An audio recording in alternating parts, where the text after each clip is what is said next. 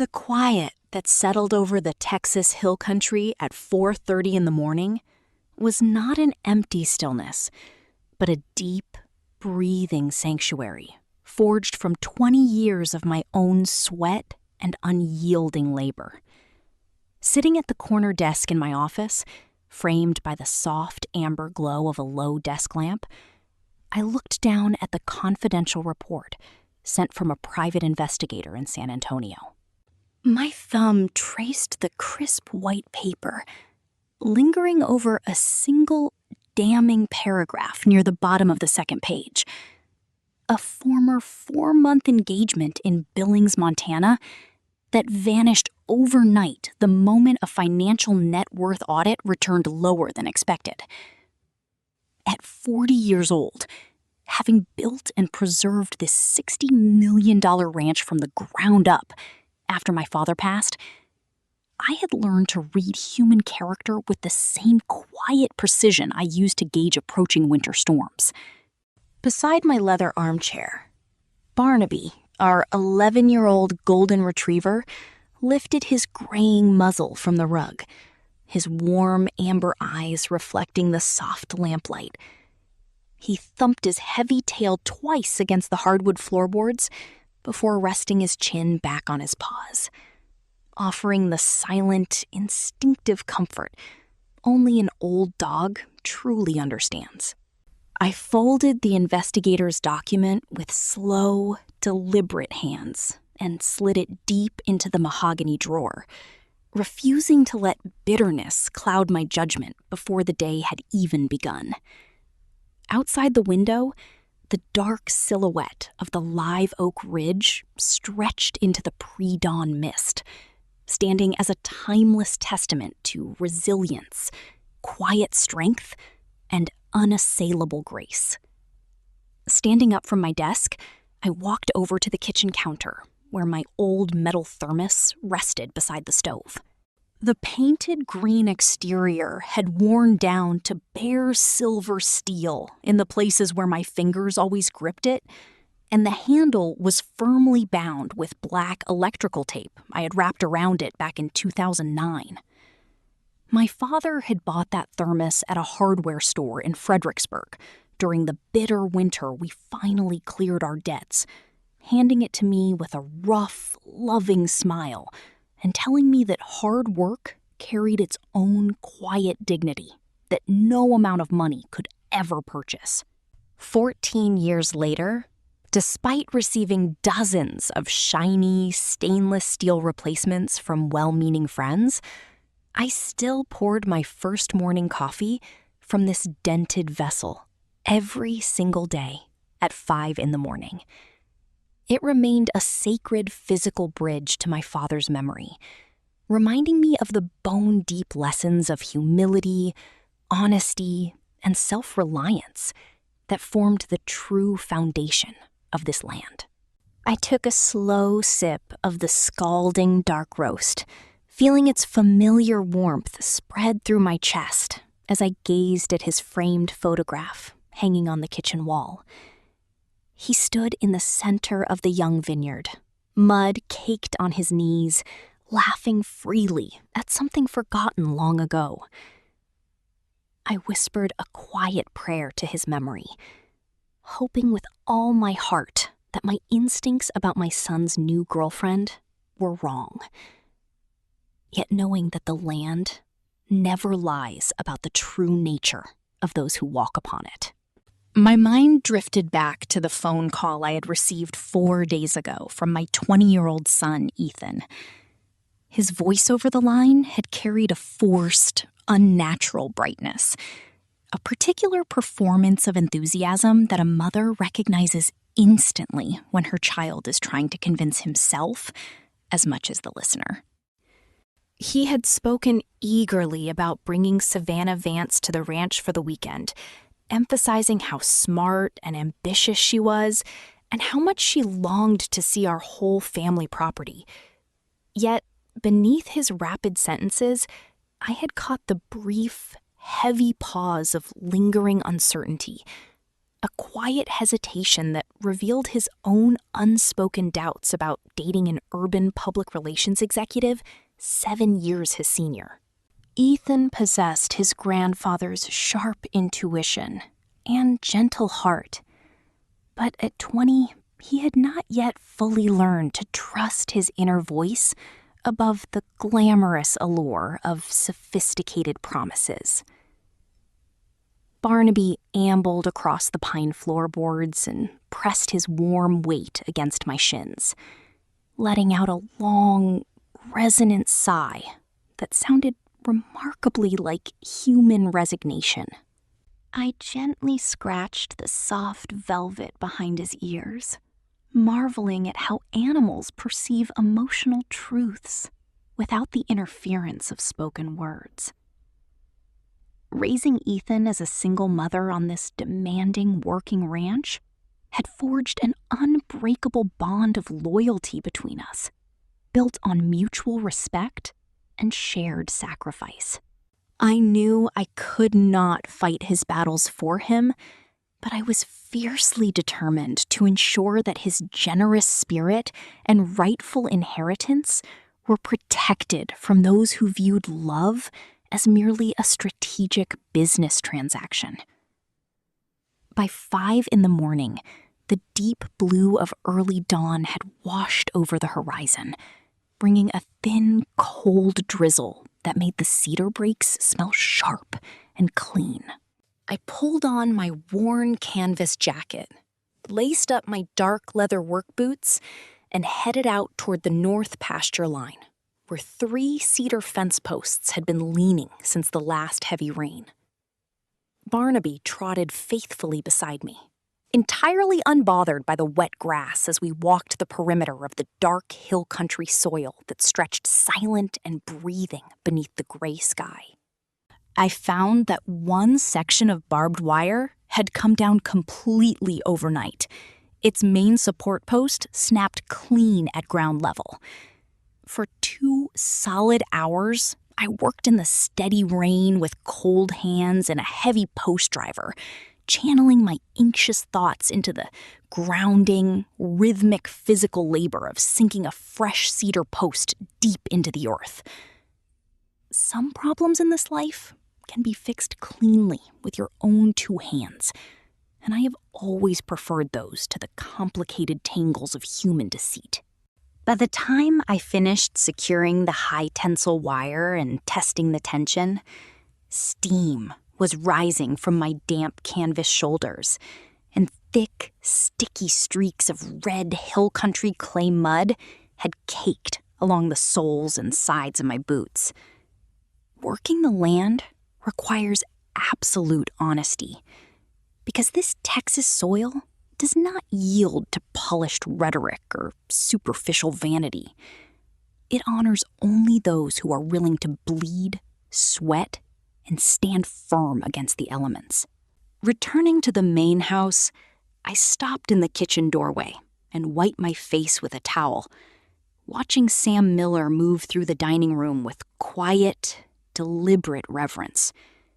At 58 years old, Sam had managed this property alongside my father and me for nearly 3 decades, becoming an indispensable pillar of our lives.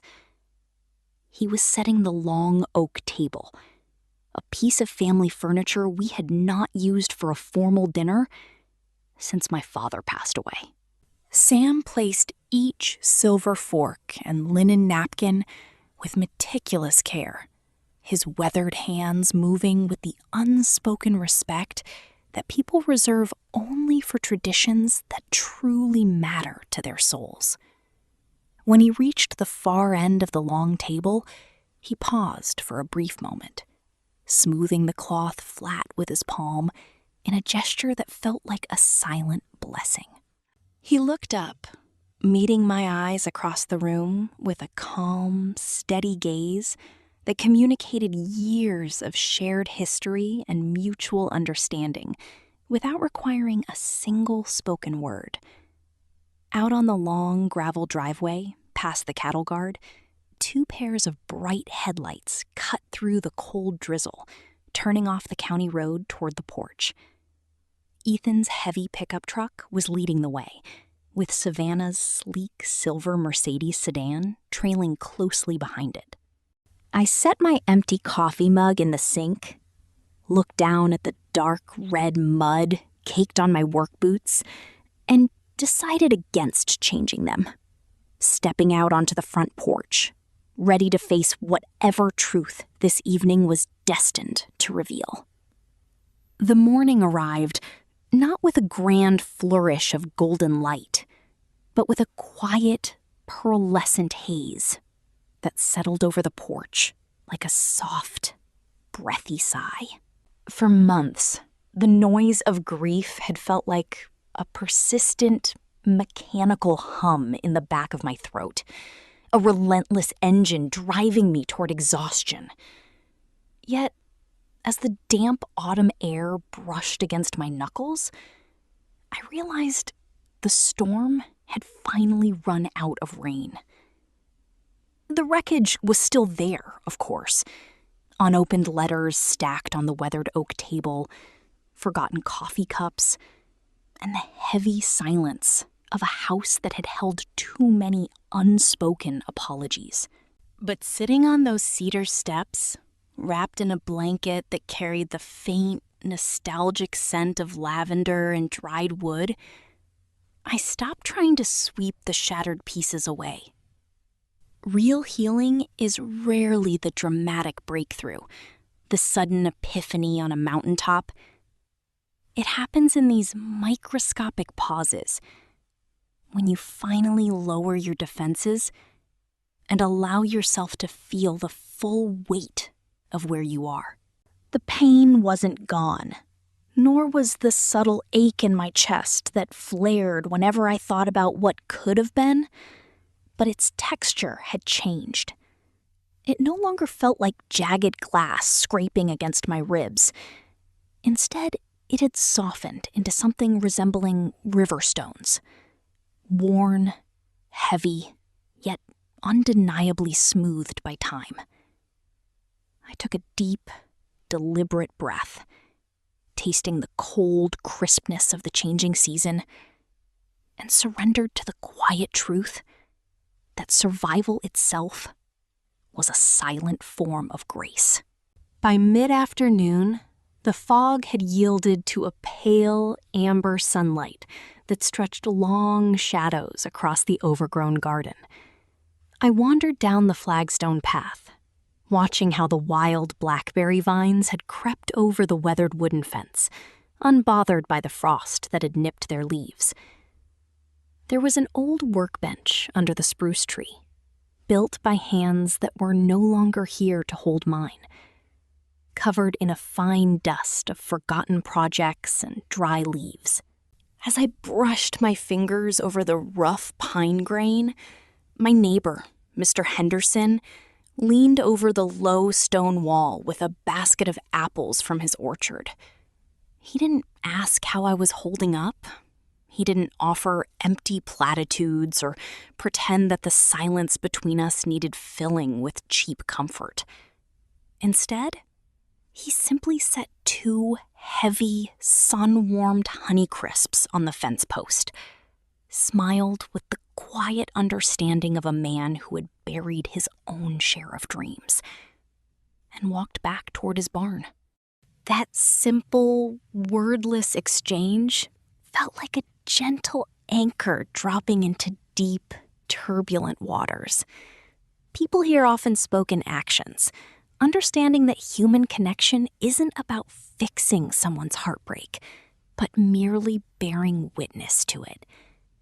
Picking up one of the apples, feeling its solid weight and smooth skin, I realized how starved I had been for simple human presence. Healing, I saw then, wasn't something I had to conjure out of thin air and isolation. It was already happening all around me, in the enduring rhythm of nature and the unpretentious kindness of the living world. Later that evening, as the sky turned a deep indigo streaked with violet, I sat at the kitchen counter and finally opened the dark wooden box I had kept hidden in the bottom drawer for a year.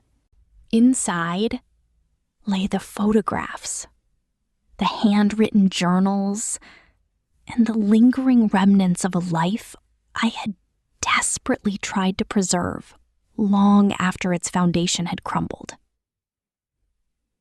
For so long, I had carried a bitter narrative in my heart, a story where I was either the tragic victim of circumstances or the sole architect of my own undoing. The hardest terrain a person ever navigates isn't the vast prairie or the crowded city streets, but the cavernous landscape of self-forgiveness. Looking at those faded edges under the soft glow of the lamp, I chose to stop relitigating past mistakes.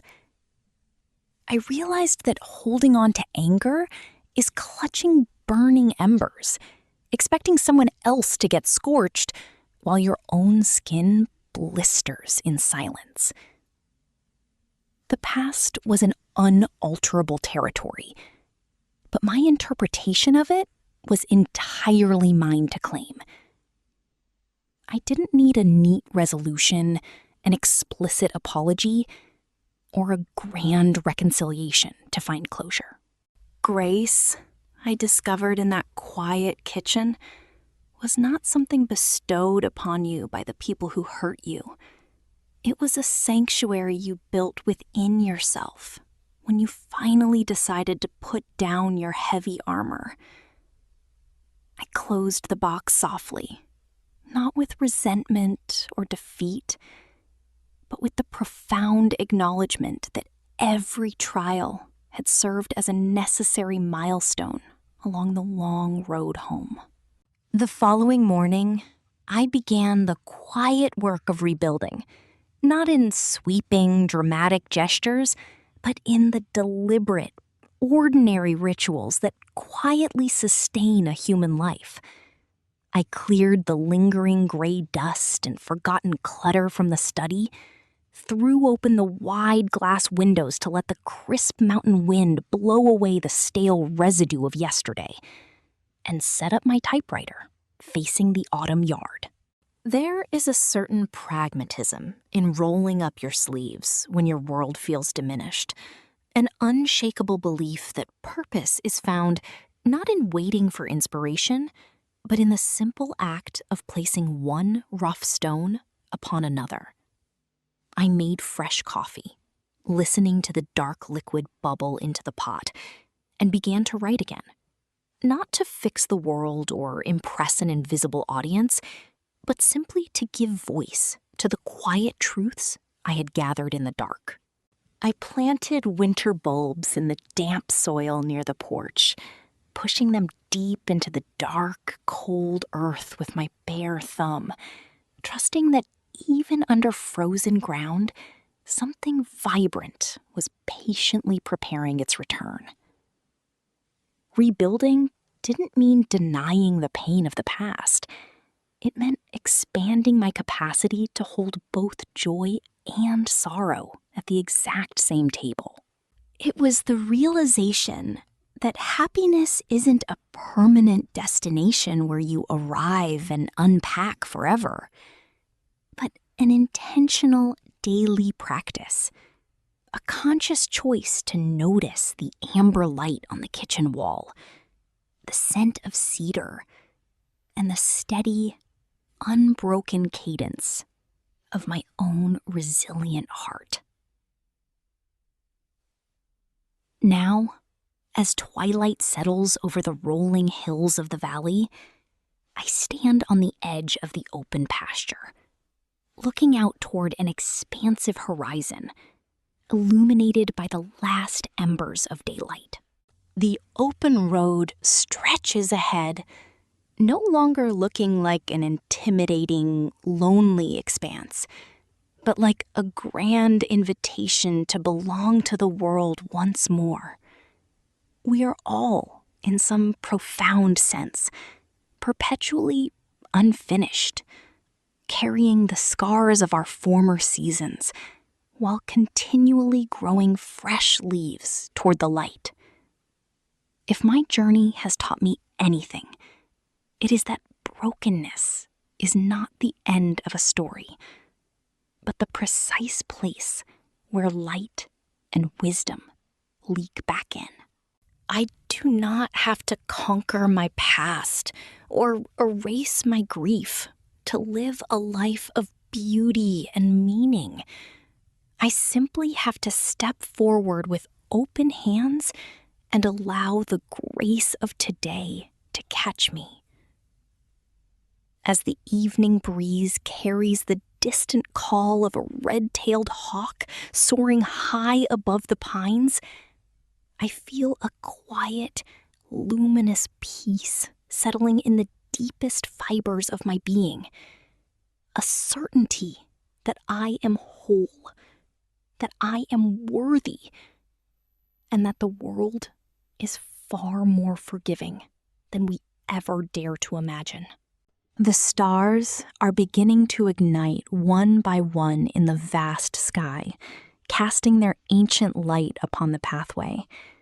And for the very first time in a long while, I do not look back at the dark forest behind me, but turn my face fully toward the gentle glow of the dawn ahead.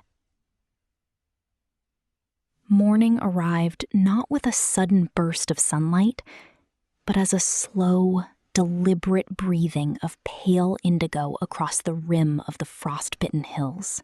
For months, the quiet had felt like an intruder, a heavy, hollow presence occupying the vacant chairs and lingering in the cold corners of the wooden porch. Yet, on this particular dawn, as the fog curled lazily around the black trunks of the ancient oaks, the silence felt subtly transformed, softer around the edges, like an old wool blanket worn smooth by time. Standing by the window with a chipped ceramic mug warming palms that had grown accustomed to clenching against the cold, I felt the realization settle in with the weight of absolute truth. Grief was never meant to be conquered or cast out like an enemy. It was, rather, the lingering echo of a profound love that had nowhere left to go. A sacred monument built from the ashes of what once was. Out here, where the horizon stretches so wide, it seems to invite honesty. Allowing myself to feel the full gravity of absence became my first quiet act of courage. The fractures within me were not marks of ruin, but delicate channels where light could finally penetrate the darkened vaults of memory. For the first time in what felt like a lifetime, the past ceased to be a ghost haunting from behind, becoming instead a quiet companion standing beside me, offering neither judgment nor hurry, only grace. Healing rarely arrives with trumpets or grand revelations. More often, it sneaks in through the quiet, ordinary moments I had previously overlooked. Down at the local general store, where the floorboards groaned under decades of boots and the air smelled of freshly ground coffee and cedar shavings, old Mr. Henderson offered a simple nod, a wordless communion of shared endurance between two souls who knew what it meant to weather a long winter. It was in the unhurried exchange of a glance, the gentle passing of a warm loaf of bread wrapped in brown paper, that the icy walls of isolation began to thin. Out in the neglected garden behind the cottage, under the weak afternoon sun, my hands buried deep into the rich, damp earth discovered something profound in the stillness of dormant roots. To turn the soil is to participate in an act of radical faith, believing that despite the bleakness of the surface, life is quietly preparing its return in the dark. Every weed I pulled was an unburdening of unspoken regrets. Every seed pressed into the soil, a silent pact with the future. The simple physical labor anchored my restless mind back into the present tense, grounding thoughts that had drifted too long in the stormy reaches of what might have been. In the rhythmic cadence of raking leaves and tending to the soil, a deep restoration took hold, teaching me that beauty does not require perfection to bloom, only the willingness to cultivate the ground beneath my feet with patience and tender, unyielding care for tomorrow's promise. As dusk settled over the river, painting the moving waters in shades of twilight amber and bruised violet, my long-held armor finally slipped away like heavy iron dropping into the stream. Sitting upon a sun-warmed boulder at the water's edge, listening to the eternal, unhurried current rushing past, a quiet wave of catharsis washed over my weary spirit. How exhausting it had been to maintain the fortress of invulnerability, to carry the crushing illusion that strength meant never breaking, never trembling, never showing the raw edges of pain. The river, in its effortless wisdom, offered a different lesson entirely.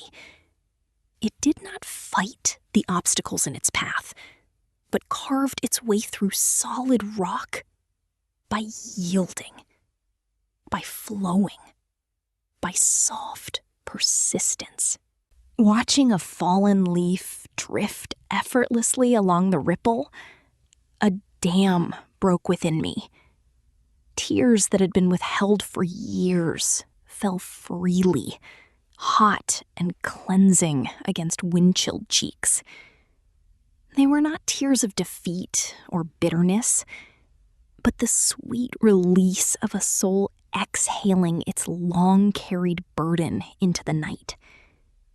With each tear, the tightness in my chest loosened, making room for air that felt clean and untainted by old regrets. Self-forgiveness, once an abstract concept floating beyond reach, settled into my heart like a gentle rain on parched earth. To forgive myself was not to erase the past, but to lay down the weapon I had used to punish myself for having been human, vulnerable, and flawed in a world that so often tests our fragile, beautiful, enduring spirits with storm and unexpected grace. In the weeks that followed, life did not magically transform into an effortless dream, but the texture of daily living altered profoundly, from survival to intentional presence. The hearth inside the cabin crackled with pine knots and oak logs, filling the room with golden light and a steady warmth that seemed to push back the dark shadows of former doubts. Rebuilding a broken life is akin to restoring an old farmhouse. You do not tear down the sturdy timber frame simply because the paint has peeled or the porch step creaks in the rain. Instead, you tighten the loose bolts, sand away the rough patches, and let the history etched into the grain tell its honest story. Opening my doors once again to neighbors, inviting old friends to sit around the kitchen table over shared meals and simple stories, became a quiet celebration of belonging. Vulnerability, far from being a liability, revealed itself as the very bridge that connects human hearts across the vast chasms of solitude. When you allow people to see your cracks without shame, you give them silent permission to drop their own masks as well.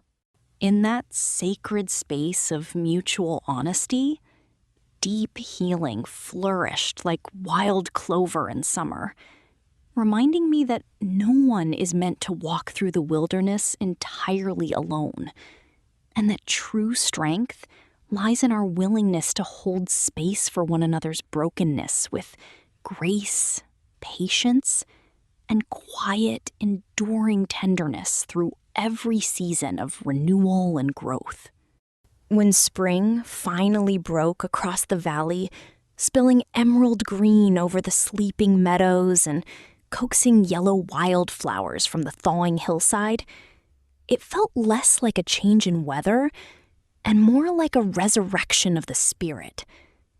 Standing on the front porch with the gentle morning breeze carrying the rich scent of pine and blooming honeysuckle, there was no longer a lingering ache in stepping toward tomorrow. The journey through darkness had not erased the past, nor had it guaranteed a future free from hardship. But it had cultivated something far more precious, an unshakable inner peace, anchored in gratitude. Life, with all its unpredictability, wild sorrows, and quiet miracles, was a gift to be embraced with open arms and an unburdened heart. Looking out over the vast, sunlit horizon that stretched toward the endless sky, a profound sense of purpose took root within me, a calling to walk forward not with fear, but with light, offering warmth to others who might still be searching for their way through the dark. Scars were no longer ugly reminders of pain, but sacred proof of survival, quiet badges of honor showing where light had triumphed over night. Stepping off the porch steps and onto the dirt path leading toward the open road, my footing was firm, my mind was clear, and my heart was entirely whole once again, ready to welcome whatever beauty awaited around the bend with endless, quiet joy. The dawn arrived not with a sudden thunder of light, but with a quiet, golden grace that bled slowly across the edge of the sleeping earth, painting the frost-rimed oak trees in soft hues of amber and rose.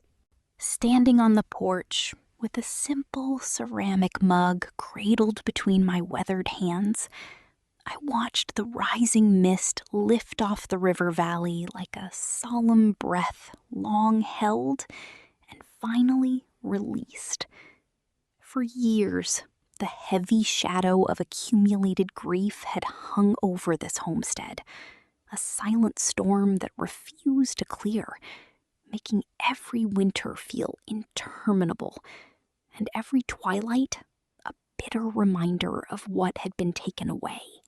Yet on this particular morning, something deep within the crisp atmosphere had shifted, a subtle, irreversible turn in the tide of my inner weather. I drew the cool air into my lungs, feeling for the first time that it did not burn my throat, but settled there like a gentle and restoring balm. The scars of old betrayals remained etched into the landscape of my soul, but they no longer burned like raw wounds. Instead, they had softened into faint silver map lines, marking the terrain where I had walked through the wilderness without being consumed. Looking back was no longer an invitation to drown in regret, but a way to measure the vast distance between who I had been in my shattered moments and who I was becoming now. The silence of the newborn day did not mock my solitude. It held me gently, proving that winter never truly lasts forever. I walked down the wooden steps toward the neglected garden behind the barn, where rows of wild brambles had long choked out the soil that once bore sweet tomatoes and lavender. For years, I had avoided this plot of land, viewing its overgrown chaos as an insurmountable testament to my own internal collapse and bitter surrender. But today, I knelt in the damp earth, burying my bare fingers into the dark, cool loam, feeling the unyielding vitality that pulsed beneath the surface, despite decades of neglect. As I pulled the deep-rooted thistles one by one, feeling the sharp sting against my palms, I realized that healing was not an instantaneous miracle, but a laborious, beautiful practice of unearthing. Each weed removed was an act of forgiveness granted to myself for the choices I wished I could undo, for the words left unsaid, and for the years spent hiding behind barricades of self-pity. The soil was forgiving. It did not remember the frost or the neglect, but responded instantly to the warmth of my touch and the gentle intention of my hands. Among the tangled roots, I discovered tiny green shoots of wild clover pushing through the soil, stubbornly reaching for the sunlight with unfiltered optimism. In that quiet gesture of tending to the earth, I recognized that my heart was no different than this ground. It only needed to be cleared of old thorns to remember how to blossom again with quiet, resilient grace under the vast open sky that held no judgment for what had been lost. By midday, as the sun reached its zenith and poured warm light across the cleared patch, I sat back against the weathered cedar trunk of an ancient oak, wiping sweat and dirt from my brow with the back of my sleeve. A sudden wave of emotion rose from the deepest chambers of my chest, not as a violent, destructive storm, but as an overwhelming, sweet tide of release that overflowed in silent, warm tears streaming down my face. They were tears for the younger version of myself, that frightened and desperate soul who had carried impossible weights through dark corridors without knowing how to ask for help.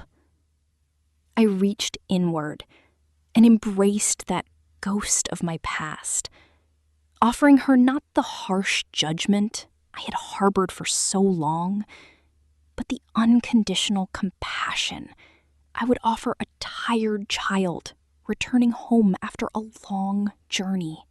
The heavy armor I had worn for years fell away in that quiet sanctuary, piece by piece, clattering silently onto the soft grass below. I understood now that forgiveness was not an act of surrender to those who had harmed me, nor was it a denial of my pain. It was a sacred declaration that my future would no longer be held hostage by history. The air around me seemed to hum with an ancient, comforting resonance, assuring me that every tear shed was simply light washing away the dust of yesterday to reveal the untarnished gold beneath my scarred, beautiful, and newly awakened spirit that was finally free to live without fear or shame. As late afternoon stretched long shadows across the valley, a familiar pickup truck rolled down the gravel driveway, kicking up a gentle cloud of amber dust that shimmered in the setting sun. Out stepped Sarah, my neighbor from across the ridge, carrying a freshly baked loaf of sourdough wrapped in a blue linen cloth, her warm eyes reflecting no pity, but a deep, quiet understanding of the long solitude I had endured. In seasons past, I would have retreated into the shadows of my house, locking the door against the vulnerability of human presence. But today, I stood my ground, stepping off the porch to meet her halfway on the gravel path with an open smile that felt entirely unforced and strangely wonderful. As we shared the bread together on the wooden bench, our conversation drifted naturally from the simple weather to the persistent miracles of late blooms, avoided memories giving way to shared laughter that rang out like a bell across the quiet hills. I realized then that healing was never meant to be completed in total isolation. True restoration occurs when we allow our mended pieces to touch another human soul without shame. The warmth of human connection did not diminish the solitude I had conquered. It transformed it into a sacred bridge, connecting my quiet sanctuary to the vibrant, pulsing world outside. For the first time in a long while, I felt the profound solace of belonging, not as someone seeking refuge, but as a whole person, offering my presence in quiet, grounded, radiant joy. When twilight finally draped its velvet cloak over the mountains, painting the sky in deep indigo and shimmering silver, I stood alone once more on the porch, watching the first evening star pierce through the darkness with unwavering clarity. The night air was crisp, but inside my heart burned a steady, luminous warmth that no cold wind could ever extinguish. A long chapter of my life was closing, not with a bitter whimper of defeat, but with a quiet, steady peace that resonated through every fiber of my being. I realized that those long years of trial were not wasted time or empty suffering. They were the refining furnace through which my spirit had been forged into something unbreakable, compassionate, and deeply attuned to the quiet magic of existence. I pulled out a small journal from my pocket, opened to a fresh white page, and wrote 3 simple words in the gathering dusk. I am home. Tomorrow would bring its own labors, its own unknown paths and unwritten stories, but I was no longer afraid of the uncharted road ahead. I was whole. I was restored, and I was ready to step forward into the light, carrying my story not as a heavy burden of survival, but as a small beacon of hope for anyone still wandering in their own dark night, searching for dawn. The morning sun rose over the quiet ridge, casting long, honeyed light across the wooden floorboards, signaling a quiet threshold I had taken years to reach. For the first time, and as far back as memory could stretch, the air in the room did not feel heavy with unsaid words or the suffocating weight of past expectations. Standing by the open window, feeling the crisp chill of the autumn wind brush against bare skin, there was a sudden and profound realization that a long night of the soul had finally drawn to a close. The old bruises, the sharp stings of betrayal, the quiet aches of loneliness, and the haunting fears of inadequacy that had once defined every waking breath no longer carried the power to dictate my future. They were no longer open wounds requiring constant armor, but faded scars that simply told a story of survival. This milestone was not merely an arbitrary line marked on a calendar. It was a sanctuary carved out of perseverance, a soft space where my restless inner self could finally lay down its heavy weapons and rest. Watching the autumn leaves drift gently toward the earth below, I took a deep, unhurried breath that expanded inside my chest, filling the quiet spaces where anxiety used to reside. The world outside remained vast and unpredictable, filled with mystery and unspoken promises. But the storm inside me had subsided into a serene, meditative stillness. Healing had not arrived like a sudden thunderclap of lightning, but rather like the slow, steady warming of the earth after a harsh winter.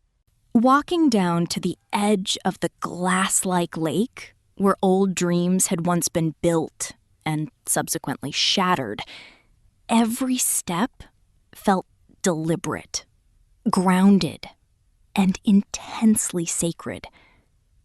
The old wooden pier creaked softly beneath my worn boots, a familiar melody that echoed through the corridors of time and brought forth a gentle cascade of forgotten memories.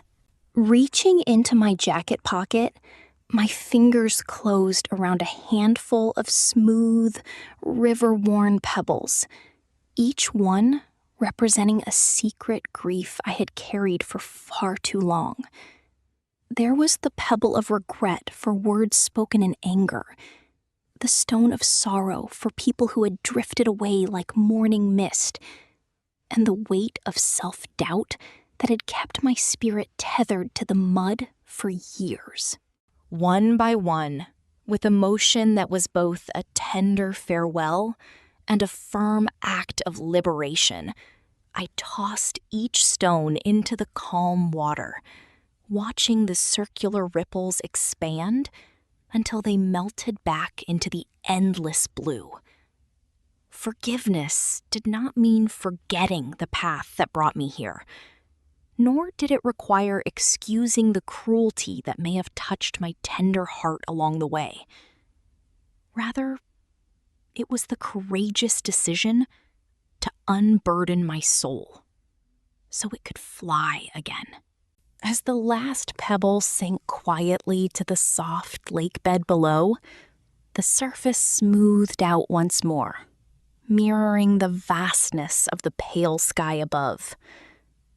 The past was no longer an anchor dragging my heart into dark depths, but a profound teacher whose lessons had been honorably fulfilled, leaving behind only true inner peace. In this quiet sanctuary of self-acceptance, I began to understand that true beauty is discovered not in perfection, but in the exquisite art of embracing one's own glorious imperfection. Like the ancient art of kintsugi, where broken pottery is mended with shimmering gold, the cracks within my spirit did not diminish my value. They became the very places where light shone through most brilliantly. For many years, there had been a desperate struggle to present a flawless facade to a demanding world, constantly hiding the soft, vulnerable parts behind walls of stoicism and quiet compliance. Yet, standing in the gentle illumination of this new day, I came to see that my flaws were not fatal defects, but delicate brushstrokes on the canvas of a deeply authentic life. To love myself was not an act of arrogance or vanity, but a quiet, revolutionary commitment to treat my own soul with the same tender kindness usually reserved for a dear friend. It meant allowing myself to fail without spiraling into shame, allowing myself to feel deeply without fear of judgment, and offering grace to the parts of me that were still learning how to grow. In this space of self-compassion, my constant need for external validation simply evaporated like dew under the morning sun, replaced by an unshakable inner dignity. I came to understand that I was not a broken person striving to be made whole, but a whole person, learning to honor every fragment of my lived experience with unconditional love, patience, and enduring faith in my own journey forward into the light. As this inner sanctuary took root within me, my heart naturally expanded outward, seeking authentic connection with the world that surrounded it. Healing was never meant to be an isolated island where I hid away from others, but rather a bridge that reunited me with the shared tapestry of life. Stepping back into the warmth of human community, I found a newfound capacity to listen deeply without defensiveness, to love courageously without fear of loss, and to extend empathy to others who were silently fighting their own battles. When I allowed my own light to shine unhindered by fear, I unconsciously gave others permission to do the exact same thing, creating a quiet ripple effect of healing across the lives I touched. A warm smile shared with a stranger on the street, a soulful conversation over coffee with a long-lost friend, or a quiet moment of shared silence with a loved one suddenly carried real weight. The walls that had once served as protective armor fell away, revealing that true strength lies in open hands and an open heart, ready to give and receive love in equal measure. I realized that my own journey, with all its peculiar twists, heartbreaks, and unexpected victories, had equipped me with the rare gift of profound compassion. By sharing my story openly and standing witness to the stories of others, I discovered that none of us are truly walking alone through this wilderness, but rather walking each other home in the warm, comforting light of mutual grace and unconditional love. Standing now on this threshold and looking out toward the golden horizon of tomorrow, the future no longer appeared as a terrifying precipice, but as a landscape waiting to be explored with joy. Life does not offer guarantees of perpetual sunshine, nor does it promise that sorrow will never knock on my door again. Yet, what had changed fundamentally was the quiet certainty that I possessed the resilience to weather any storm that came my way. Anchored in self-compassion, grounded in truth, and surrounded by authentic connections, I stepped forward not with arrogant certainty, but with humble, fierce hope. Every sunrise became an invitation to live fully, to create passionately, to forgive quickly, and to treasure the sheer miracle of being alive in this breathing world. This chapter of my life was ultimately not about reaching a final destination where all questions are answered and all mysteries solved. It was about embracing the beauty of the ongoing journey itself. It was a profound homecoming to myself, a gentle realization that the peace, love, and purpose I had spent years searching for in distant places had been resting quietly within my own heart all along. As I stood amid the soft, whispering breeze, listening to the quiet pulse of my own breathing, I knew that every wound had become a fountain of wisdom, and every tear a seed of hope. So, with a grateful heart, a steady spirit, and a soul fully awake to the grandeur of existence, I took that first step into the warm morning light. After Savannah's car headlights faded down the long gravel driveway into the rainy darkness, Sam Miller stepped quietly into the kitchen, holding a small, cream-colored envelope sealed with elegant handwriting across the front. He held it out toward Ethan with the weary, peaceful eyes of a man who had carried a sacred responsibility carefully for 5 full years and was finally relieved to pass it into rightful hands.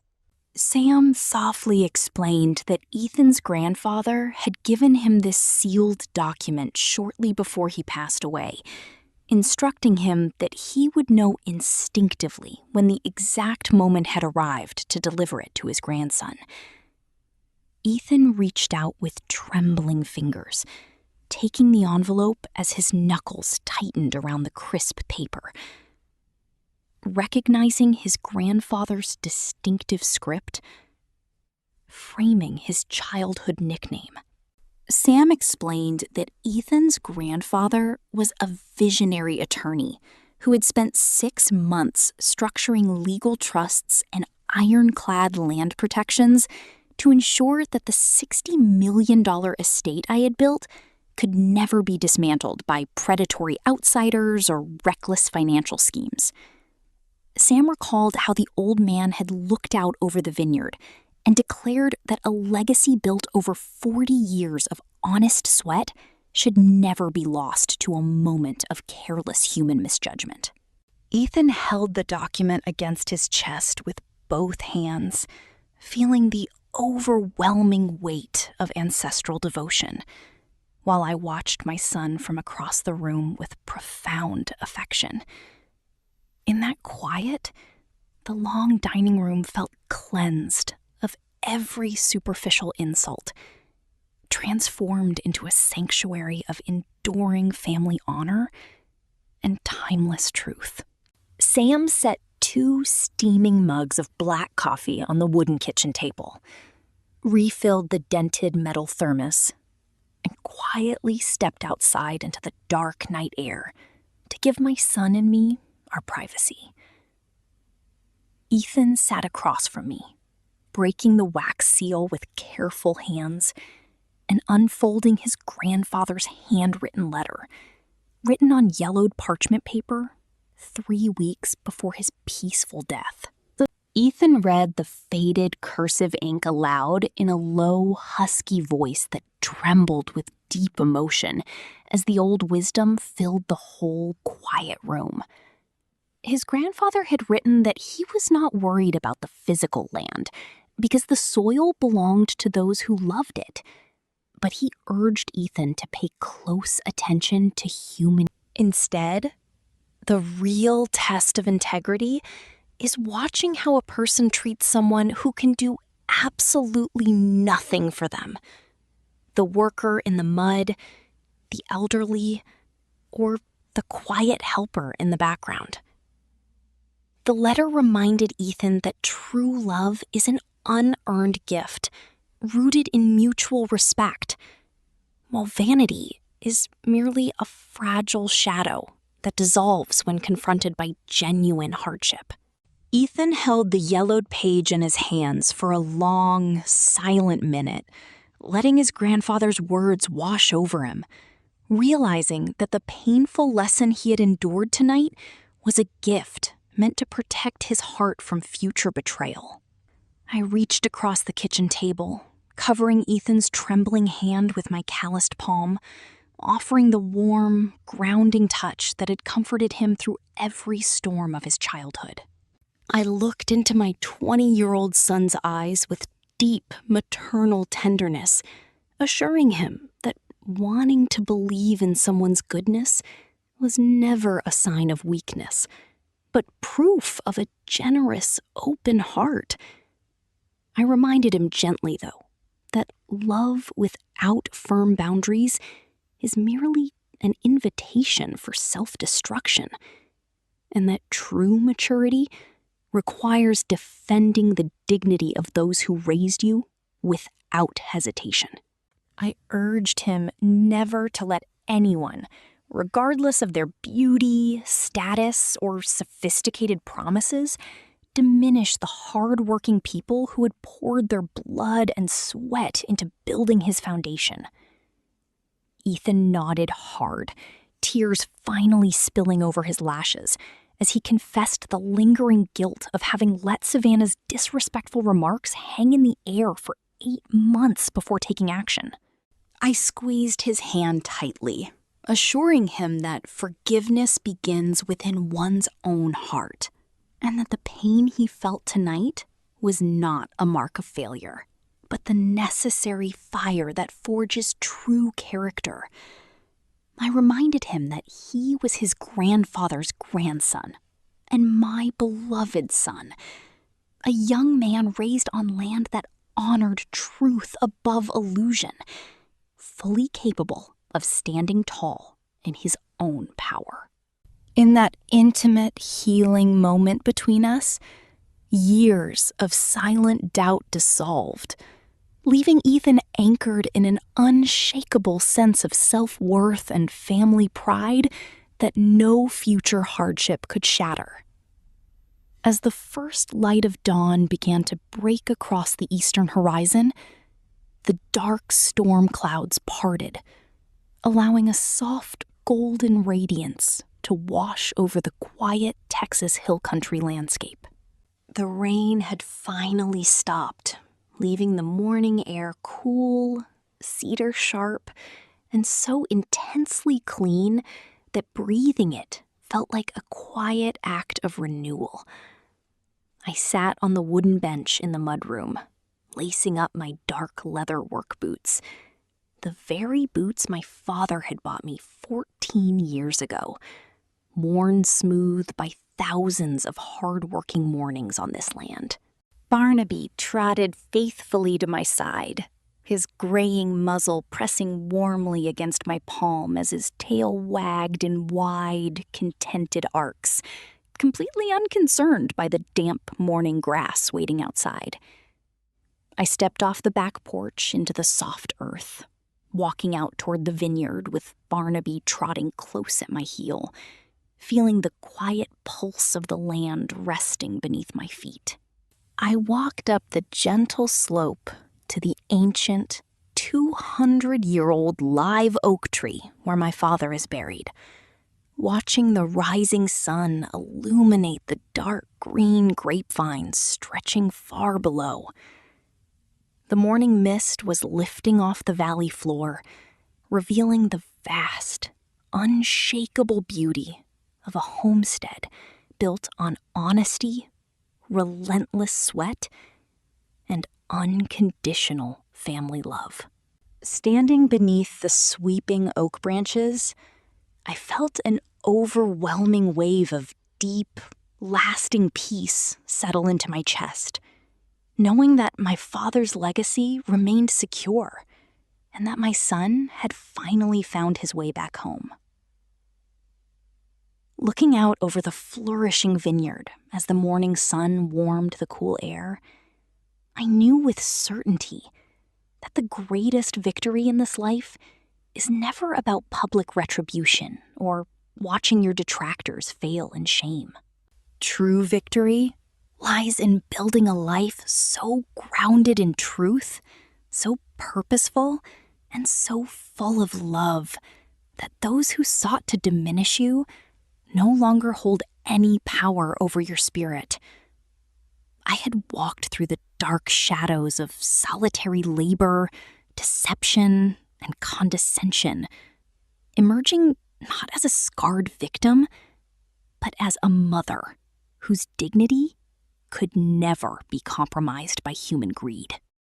My journey stood as a testament to the strength of the human spirit when anchored in self-respect, maternal devotion, and unyielding integrity.